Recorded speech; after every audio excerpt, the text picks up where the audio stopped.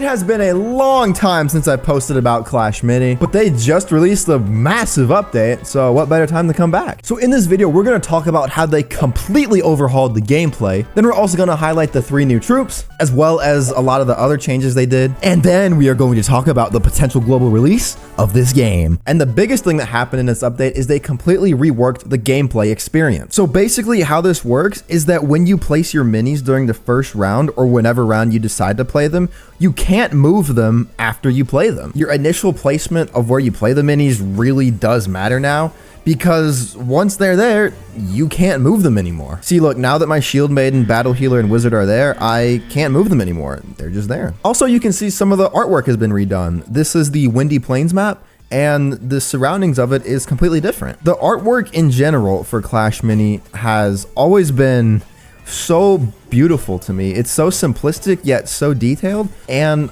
I love it. I absolutely love it. However, to go along with this no movement change, they got rid of gizmos within the core gameplay. For those of you that have no idea what gizmos are, they were basically like buildings in Clash Royale that once you placed, they did special things and they couldn't move as well. So now that you can't move your minis and heroes, they got rid of gizmos from the core gameplay to kind of counteract that, I guess. But yeah, as I said, it's a shame they had to get rid of them, but I can understand why. But yeah, that's how the new gameplay works. Definitely changes the fundamentals of the game. Oh, as you can see as well, they also added a replay feature, which is pretty cool. And you can see it has all the buttons on the side. There's a pause button.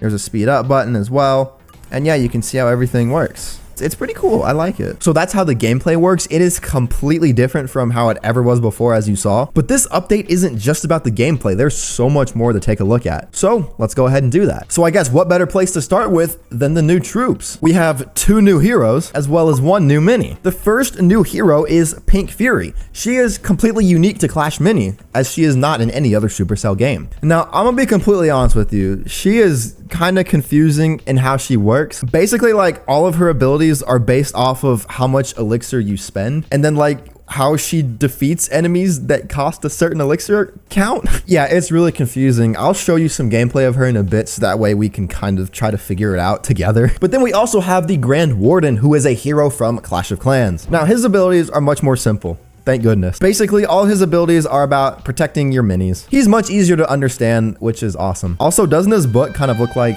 the book of rare cards from Clash Royale? That's pretty cool. And then the new mini is the Dagger Goblin, which is basically just, you know, the normal goblins from Clash Royale. So he's a 2 elixir mini, nothing too crazy. He has an ability called Insidious, which gains him extra hit speed and movement speed if he doesn't get hit. Then he has other abilities that just enhance him overall.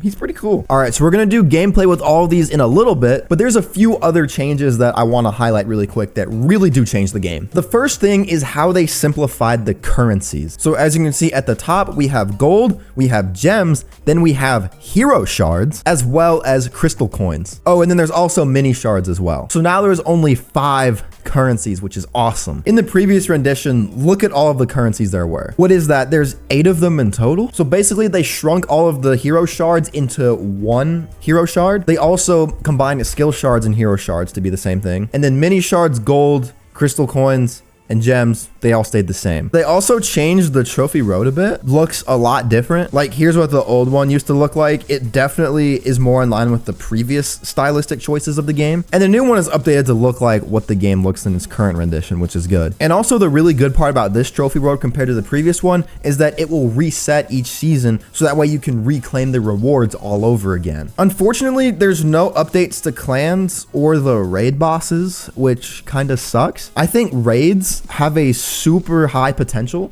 because there's really no other Supercell game that has like a PvE system for clans, and that is like the sole system. Like in Clash Royale, there are boat battles, but no one does boat battles. I love the lava golem. I love the arena that the lava golem is in.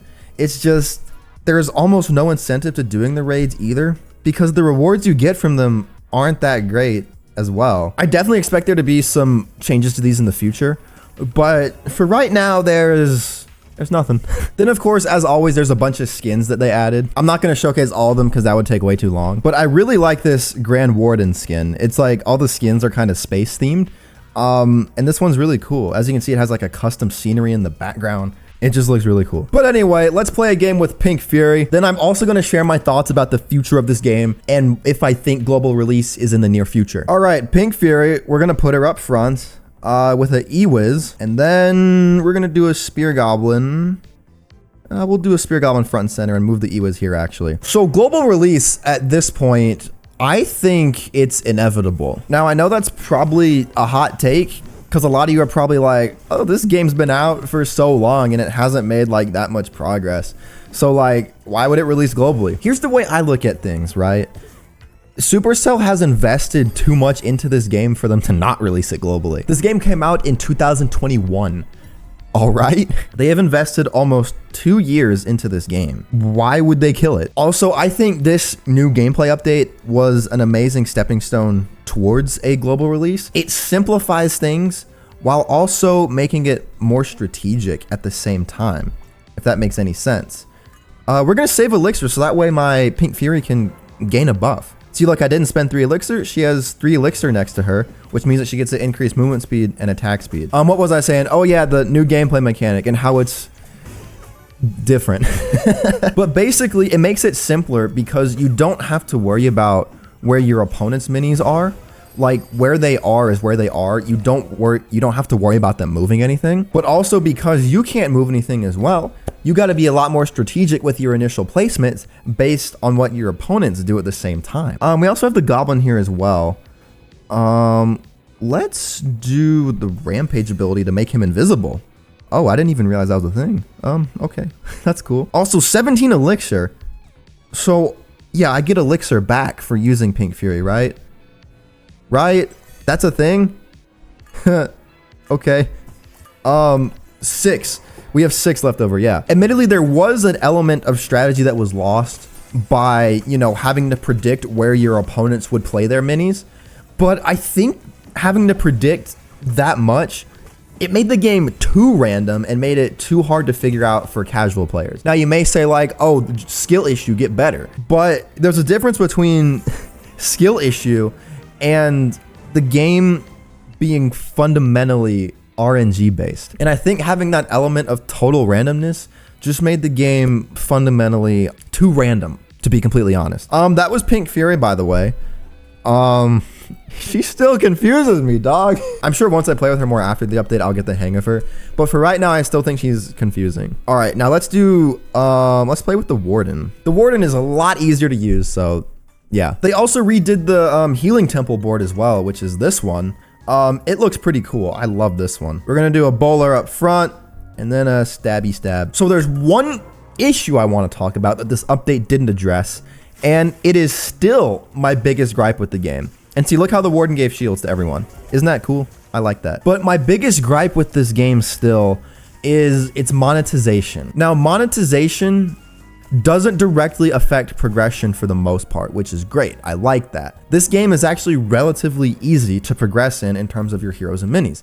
That is a good thing. The thing about Clash Mini that still bothers me is its cosmetic monetization and how absurd it is. Like, that's the best way I can put it. Pretty much the way cosmetics work in this game, you do have crystal coins, which is a free way of getting things, but the crystal coin prices of things is super expensive. But apart from crystal coins, the monetization of everything is based on like actual dollars and not something like gems, which is really, really weird. Pretty much every other Supercell game, Clash Royale, Brawl Stars, Clash of Clans, you can spend your gems to get cosmetic things at some point. Clash Mini, for the most part, that isn't the case. And the prices of things are still pretty expensive. They used to be even more expensive, but it's still expensive, and it makes it hard for a free-to-play player to have any sort of cosmetics, which I don't think is a good thing. One thing Kairos Time talked about in one of his previous Clash Mini videos is that pretty much everyone should have access to cosmetics at some point, whether you are free-to-play or you spend a lot of money or you're just a casual spender. And I agree with that statement. If free-to-play players cannot get cosmetics at all at some point, I think that's a big loss for the game, genuinely. The cosmetics in this game are so cool, but if a lot of people don't have access to them, I just don't like that. It just rubs me the wrong way. But anyway, let's see what my Warden can do here. I don't like his bowler back there, but you see it makes him It made it so that he could strategize around where I placed my warden, and it kind of left me in a bad spot. I think that's a good thing though for this game. It allows you to adapt easier. Yeah, I like that. Am I gonna win this round? Yes, we are. Good job, warden. Let's go. I do think there are some exceptions to the rule about cosmetics. I think there are some you can get with gems. Like in the cosmetic section, you can get a lot of things with gems, some skins, some emotes. So it's not a total loss, but for the actual skins that like do cost money, I should not have to pay 15 bucks for a bandit skin. I just think that's a little bit ridiculous. You're paying $15 for a skin for one mini. And back when Natureborn was first released, I think when this skin came out for her, I think I spent like $30 on it or something. Now, don't get me wrong. This skin is beautiful. Oh my gosh, it is one of the best skins that Supercell has made in any game ever. But is it worth $30? Absolutely not. Or if you're gonna keep it at $30, allow players to save up their gems for it. Even with some cosmetic items being available for gems, I think all of them should be available for gems at some sort of price point. Or an idea I just came up with that I think could work as well, make crystal coins the default currency for all cosmetics in the game. Kind of like how Brawl Stars has their system with bling, and you can use bling to buy any sort of skin, pin, emote, anything. I think if that were to be the case in Clash Mini, but with crystal coins, that would be a cool thing as well. But also along with crystal coins, still give players the options to buy these skins with gems. So that way you can still monetize through gems, but you can also allow free-to-play players to have access to more things through crystal coins. Because crystal coins are available for free-to-play players to get. I feel like I'm rambling at this point, but I just think Clash Mini needs a better monetization system for their cosmetics. To be fair, it's a good thing that they aren't trying to monetize through your progression and how you actually play the game for the most part. Like, you can still spend money to progress at a faster rate, but it doesn't give you as much of an advantage as a game like Clash Royale does, where you can just spend like hundreds of dollars and easily get ahead of your opponent. But let me give my closing thoughts while playing another game with the Warden. So in terms of global release, when do I think that'll actually be? Well, first thing I'd like to say is that this update was definitely a step in the right direction, but we're not quite there yet for global release. I feel like that's kind of been the same story with the other updates that this game has had in the past, but it still remains true with this one. New gameplay feature is great. I love it. It's a step in the right direction. All the graphic updates are great. It's a step in the right direction. 2 new heroes, 1 new mini. Step in the right direction. But as I said, the monetization thing still worries me.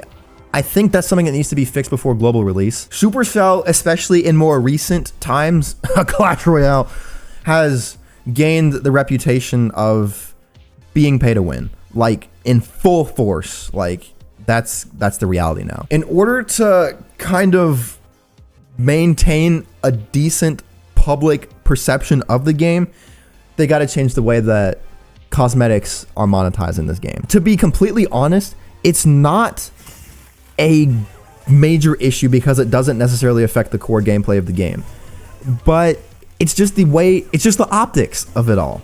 It's just the appearance that Supercell is trying to siphon money out of you.